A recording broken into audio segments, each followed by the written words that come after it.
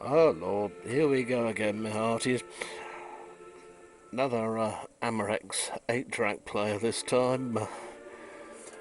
Found a little Woolworths radio cassette earlier today on the bins. And would you believe it? It works, and the sound is nice and crisp. It's only mono, but worth having for the parts. Well, probably now for the rarity, I suppose. Woolworths having been gone for some years, I do miss them. But anyway, I digress. This set has suffered for, well, as long as we can remember, from a hum on the left channel. Continual bzzz, mains hum sort of sound. So the first thought was to recap the main rectifier board there. This gives the solenoid mechanism that changes the 8-track cartridge a bit more oomph, so that it can do it without slowing the tape up too much, because the solenoid is a big old thing.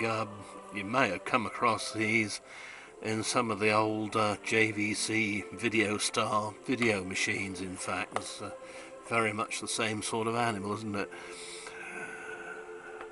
But having recapped that, it didn't really make much difference, and under the spotlight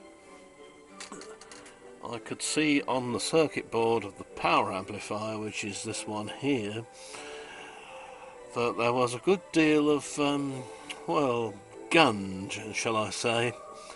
Looked like spilt varnish, which was not present on the other circuit boards that you see there. So that tells me immediately that there's something contaminating this little lot that shouldn't be there at all. On the first capacitor I actually unsoldered, the capped body came out, but the little pins stayed put. That's how good it was. Nice, I do not think.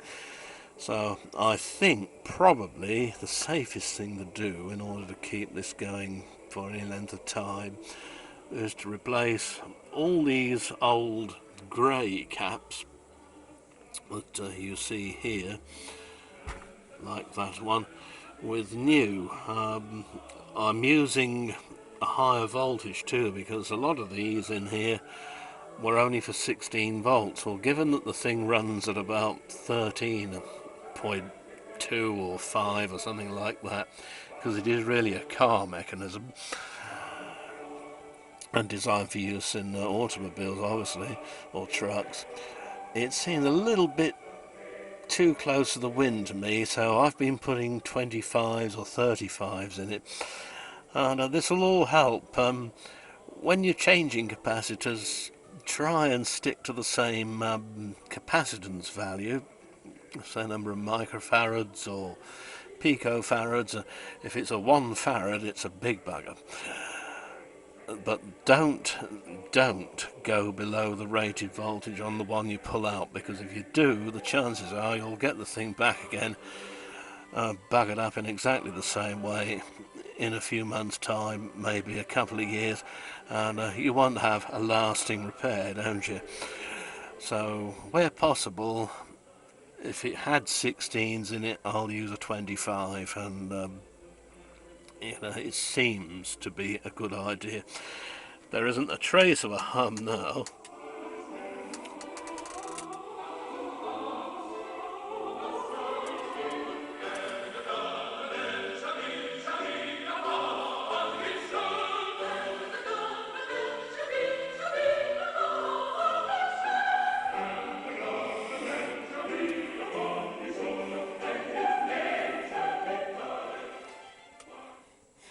Yeah, that's rather nice, that. I think it's handled. But if I turn the volume up in idle, you will be getting by now a loud hum through this channel. And there's not a sausage, is there now? So we've obviously kicked that one up the bum and got rid of it, which is all good. The 8-track mechanism itself appears perfectly alright. The only thing I will say is the belt's a bit slack. It could probably use another one of those, but I haven't got one in stock at the moment. I'd have to get one. Tuning gang here is complete with its new dial cord. But as I say, the only thing that does worry me a bit are some of these grey caps. I think certainly I'll be replacing a few more, although I can't see any sign of any leakage here yet. What does strike you when you replace these caps, though, is how small they are in relation to the one you take out usually. Something that big on an old set will now appear as, say, this big.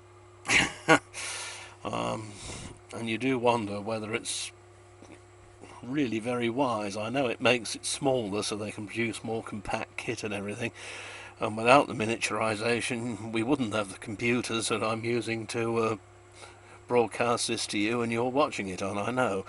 But for some things that are big and chunky like this, it doesn't really matter too much about the miniaturization. Radio dial is lit up with warm white LEDs, giving a nice even display.